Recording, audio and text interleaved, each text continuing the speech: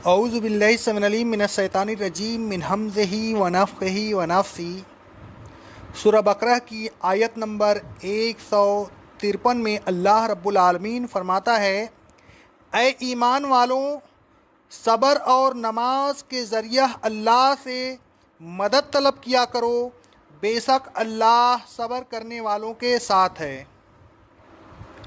صبر کہتے ہیں روکنے کو۔ اللہ تبارک و تعالیٰ فرماتا ہے سورہ القحف کی آیت نمبر 28 میں، اے رسول صلی اللہ علیہ وسلم، اپنے نفس کو ان لوگوں کے ساتھ روکے رکھیے، یعنی ان لوگوں سے اپنے آپ کو علیحدہ نہ کیجیے جو صبح و شام اپنے رب کو پکارتے ہیں اور اس کی رضا طلب کرتے رہتے ہیں۔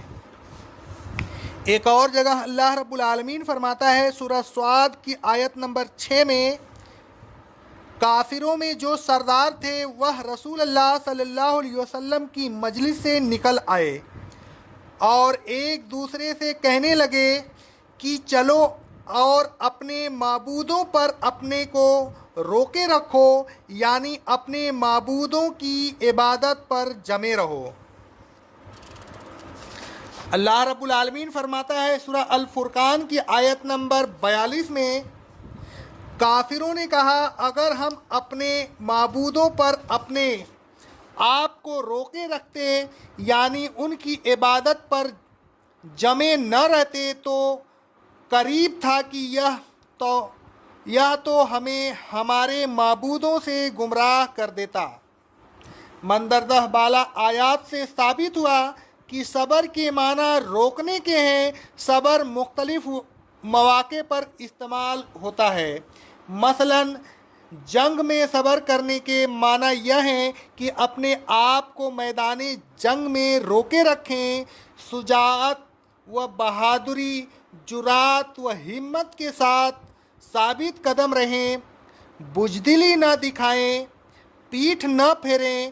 اللہ تبارک و تعالیٰ فرماتا ہے سورہ انفال کی آیت نمبر 46 میں، اللہ اور اس کے رسول صلی اللہ علیہ وسلم کی اطاعت کرو، آپس میں نہ جھگڑو ورنہ تم بزدل ہو جاؤ گے اور تمہاری ہوا اکھڑ جائے گی۔ صبر سے ڈٹے رہو، بے شک اللہ صبر کرنے والوں کے ساتھ ہے۔ اللہ رب العالمین فرماتا ہے سورہ محمد کی آیت نمبر 31 میں، ہم ضرور تمہاری آزمائش کریں گے، یہاں تک کہ تمہارے عمل سے ہم یہ معلوم کر لیں گے کہ تم میں سے مجاہد کون ہے اور صابر کون ہے۔ کسی بات کے انتظار میں صبر کرنے کے معنی یہ ہے کہ اپنے آپ کو روکے رکھیے جب تک وہ بات وجود میں نہ آئے۔ اللہ تبارک و تعالیٰ فرماتا ہے سورہ حجرات کی آیت نمبر 5 میں، اے رسول صلی اللہ علیہ وسلم، اگر یہ لوگ جو آپ کے دروازے پر کھڑے ہو کر آپ کو آواز دیتے ہیں صبر کرتے، یعنی اپنے آپ کو روکے رکھتے اور آواز نہ دیتے یہاں تک کہ آپ خود ان کے پاس نکل آتے تو یہ ان کے لیے بہتر ہوتا۔ اللہ تبارک و تعالیٰ کے احکام پر صبر کرنے کے معنی یہ ہے کہ اپنے آپ کو اللہ تعالیٰ کے احکام پر روکے رکھیے، اللہ تبارک و تعالیٰ کے احکام پر ڈٹا رہیے، اللہ تعالیٰ کے احکام کی خلاف ورزی نہ کیجیے۔ اللہ رب العالمین فرماتا ہے سورہ حل اتاک آیت نمبر 12 میں، اللہ نیک لوگوں کو ان کے صبر کرنے کی وجہ سے باغ اور ریشم کے ملبوسات عطا فرمائے گا۔ اللہ رب العالمین فرماتا ہے سورہ حل اتاک آیت نمبر 24 میں، اے رسول صلی اللہ علیہ وسلم، آپ اپنے رب کے حکم پر صبر کیجئے اور ہم ان میں سے کسی گنہگار اور ناشکرے کا کہنا نہ مانیے۔ کسی کی بد کلامی، دل آزار گفتگو اور اذیت پر صبر کرنے کے معنی یہ ہے کہ اپنے آپ کو इंतकामी अमल से रोके रखिए। अल्लाह रब्बुल आलमीन फरमाता है सूरह ताहा की आयत नंबर 130 में, ए रसूल सल्लल्लाहु अलैहि वसल्लम, जो कुछ यह कह रहे हैं आप उस पर सब्र कीजिए। अल्लाह रब्बुल आलमीन फरमाता है हामीम अस-सजदा की आयत नंबर 34 और 35 में, भलाई और बुराई बराबर नहीं हो सकते, बुराई का बदला भलाई से दो, ऐसा करने से तुम्हारा दुश्मन तुम्हारा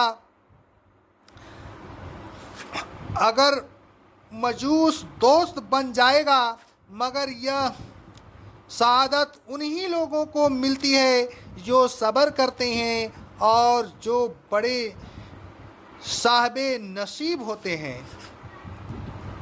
सदमा के वक्त सब्र करने के माना यह है कि अपने आप को अल्लाह तबारक व ताला की नाशुक्री, मातम, जुजू व फजू नाला रशियून से रोके रखें। अल्लाह तबारक व ताला फरमाता है सूरह बकरा की आयत नंबर 155 में, हम खौफ से, भूख से, माल व जान और शमरात के नुकसान से ज़रूर तुम्हारी आजमाइश करेंगे।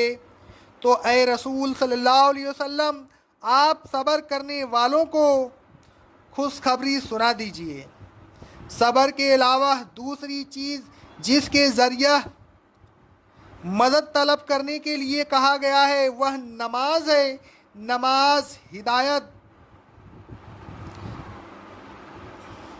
खुद सब्र की तरबियत देती है।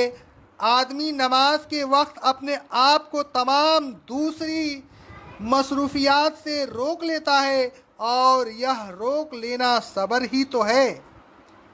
नमाज सुकून कल्ब का बाइश है।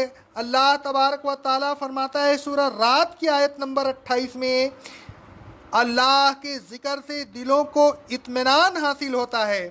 रसूलुल्लाह सल्लल्लाहु अलैहि वसल्लम फरमाते हैं, सही मुस्लिम की हदीस है, नमाज नूर है, सदका बुरहान है और सब्र रोशनी है। इस हदीस से रसूलुल्लाह सल्लल्लाहु अलैहि वसल्लम ने नमाज को भी रोशनी बताया और सब्र को भी रोशनी बताया। रोशनी का काम है कि वह तारीकियों को नेस्त व नाबूद कर देती है।